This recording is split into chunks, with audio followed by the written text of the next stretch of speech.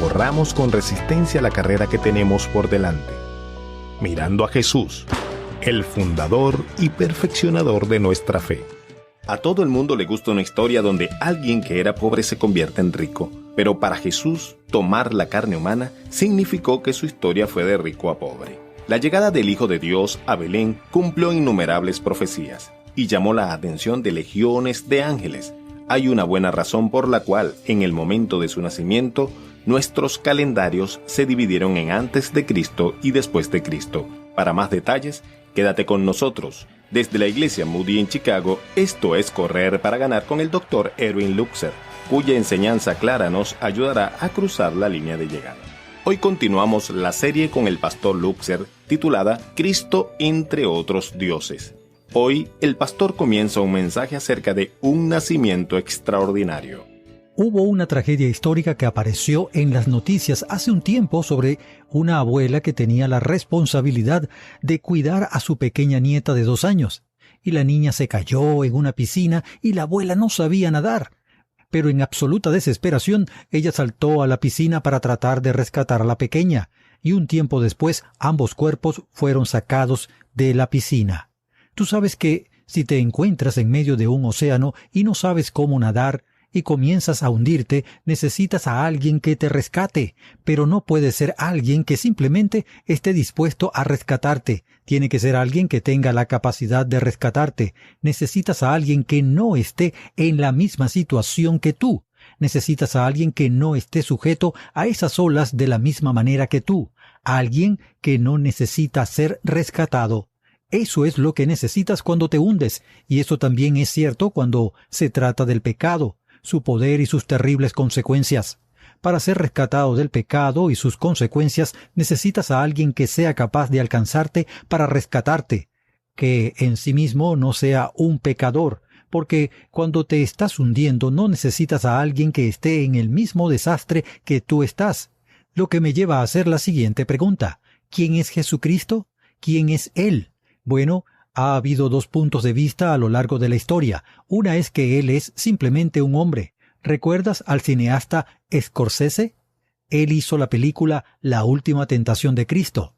Él dijo: traté de crear un Cristo que, en cierto sentido, fuera como el hombre de la calle. El problema con esto es que soy un pecador y necesito reconciliarme con Dios y necesito más ayuda que la que el hombre de la calle puede darme. Necesito a alguien que no esté en mi situación. El cristianismo histórico siempre ha sostenido que Jesucristo, a pesar de que fue completamente hombre, también era completamente Dios, y debido a que Él era completamente Dios, Él era diferente de toda la humanidad, aunque tuvo algunas similitudes. Él era, desde todos los puntos de vista, como lo somos nosotros, excepto que Él no cometió pecado y que Él estaba unido a una naturaleza divina. Y debido a eso, Él fue un Salvador perfecto, sin pecado, y es por esa razón que Él es el único que puede rescatarnos de las consecuencias y los efectos del pecado. Cuando estuve en el Parlamento de las religiones del mundo, decidí ir y visitar esos kioscos, esas áreas de exhibición, y pasé varias horas allí. Pero una de las cosas que decidí hacer una mañana fue ir en busca de un Salvador sin pecado. Pensé para mí mismo, mientras caminaba por esos pasillos, que representaban todas las exposiciones, los libros, las cintas de video y las 105 diferentes creencias. Voy a encontrarme con un Salvador sin pecado. Así que me acerqué a donde estaban los budistas y después de engancharlos en una conversación y preguntarles qué creían, les hice la pregunta: ¿dijo Buda que no había cometido pecado? Y ellos dijeron: no, él era un iluminado, pero no estaba sin pecado. Él reunió a algunas personas a su alrededor y les enseñó 8 caminos que muestran que las cosas que vemos fuera de nosotros mismos no son las realidades ciertas. Nosotros tenemos que ir internamente, tenemos que meditar y tenemos que tratar de cambiarnos a nosotros mismos. Se dice que Buda era un iluminado, pero nunca afirmó que no había pecado. Él murió todavía buscando más luz. Entonces pensé, ¿y qué hay de los hindúes? Y me acerqué, y había un maestro hindú detrás de su kiosco de exhibición y le dije: ¿podrías decirme en todas las tradiciones hindúes con todos los gurúes y todos los maestros si alguno de ellos afirmó no tener pecado?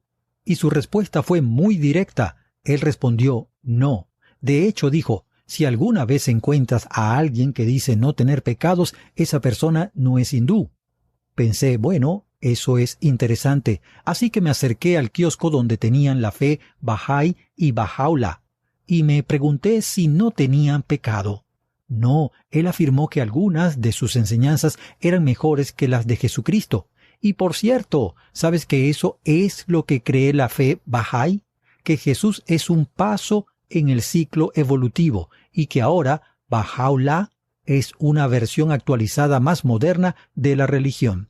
Él afirmó que algunas de sus enseñanzas tal vez eran perfectas, pero no que estaba libre de pecado. Él nunca lo aseveró. Por cierto, esa es una cuestión que abordaremos en un mensaje posterior para mostrarte cómo responder a aquellos que piensan que Cristo es un profeta entre muchos en la espiral evolutiva. Entonces pensé, ¿y qué hay de Mahoma?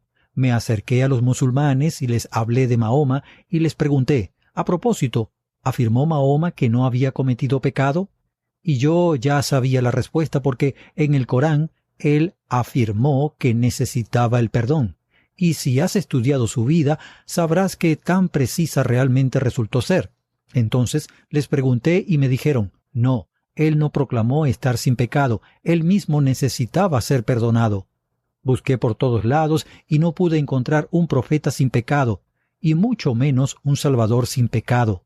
Bueno, pero buscas en la Biblia y qué imagen tan diferente tienes de Jesucristo. Él estaba allí, parado, firme con todos sus acusadores, aquellos quienes lo odiaban y querían que fuera crucificado.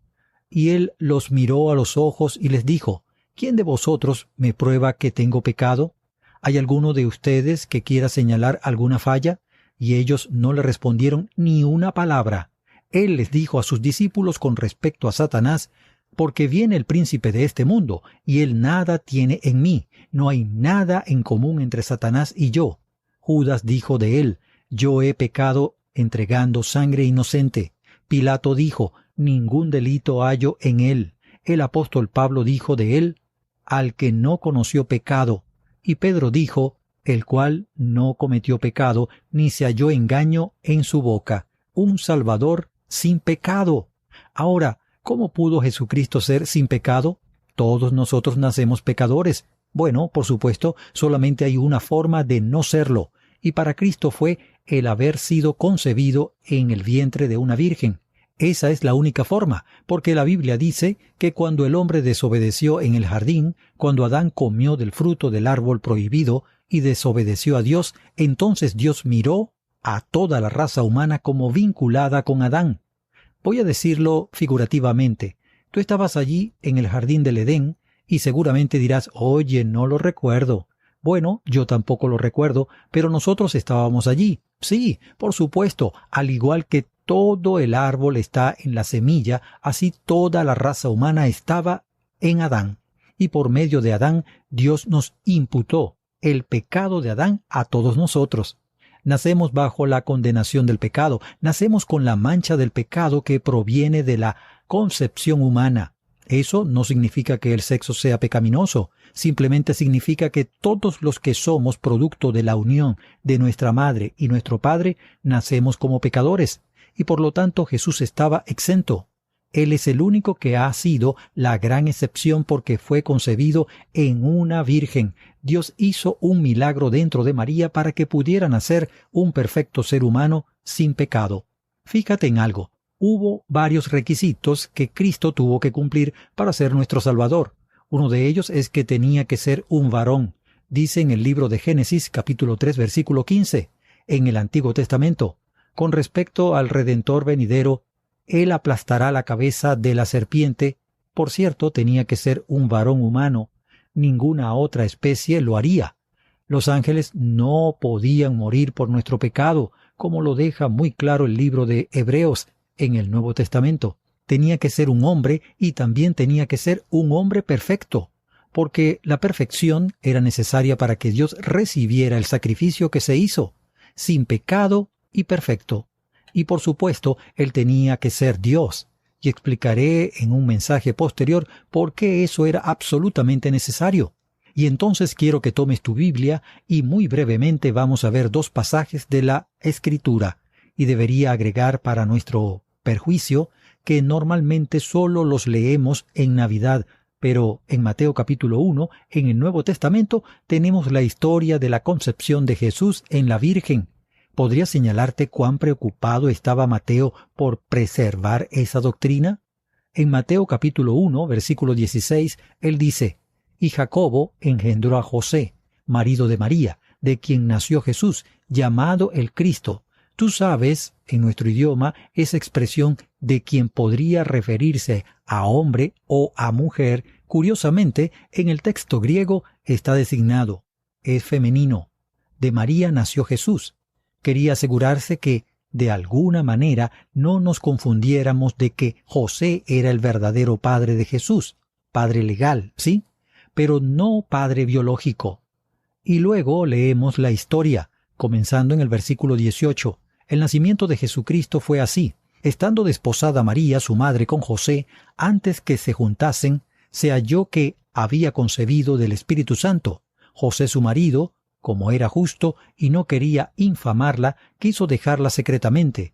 Y pensando él en esto, he aquí un ángel del Señor le apareció en sueño y le dijo: «José, hijo de David, no temas recibir a María tu mujer, porque lo que en ella es engendrado del Espíritu Santo es, y dará a luz un hijo, y llamará su nombre Jesús, porque él salvará a su pueblo de sus pecados».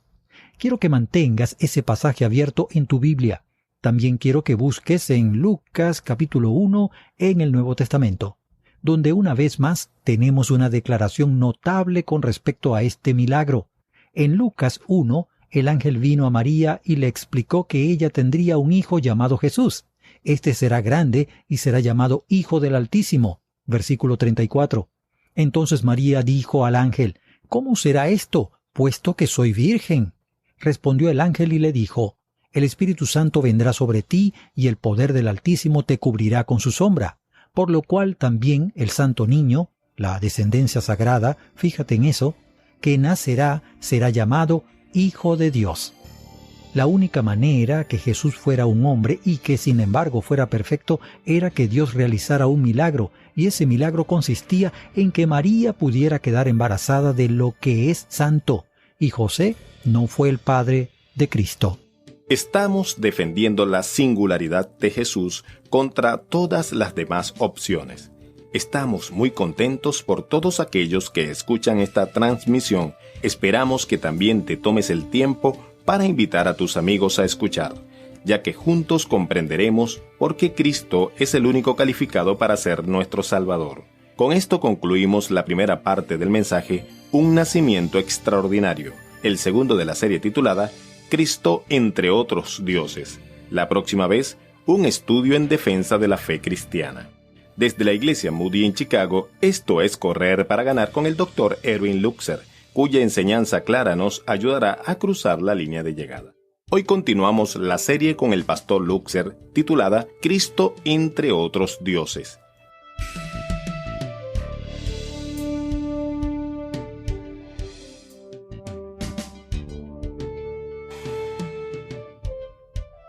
Correr para Ganar es un ministerio para ayudarte a encontrar y a seguir el plan de Dios para la carrera de tu vida. Te presentamos la enseñanza bíblica para que puedas conocer a Jesús y seguirlo en cada paso del camino. Búscanos en Facebook y en Twitter, Correr para Ganar. Repito, Correr para Ganar. O escribe a correr@transmundial.org. El número telefónico en los Estados Unidos es 1-919-460-3743. 1-919-460-3743. Esto es Correr para Ganar, un ministerio de la Iglesia Moody.